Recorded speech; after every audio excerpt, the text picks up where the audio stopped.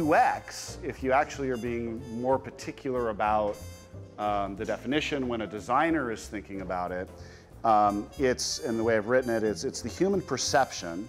So it's the sum total of a person's emotions and attitudes about using a particular product, system, or services. That is the complete encapsulation of what user experience, or when designers talk about UX.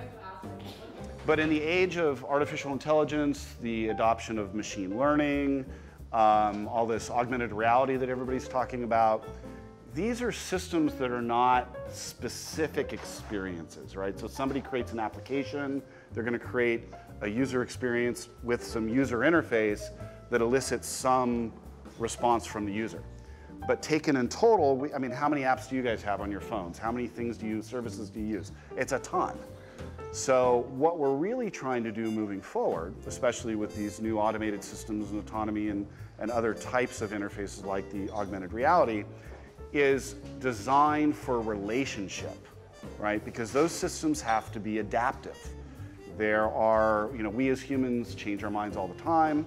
Our behaviors change constantly. We're doing new things, not doing old things.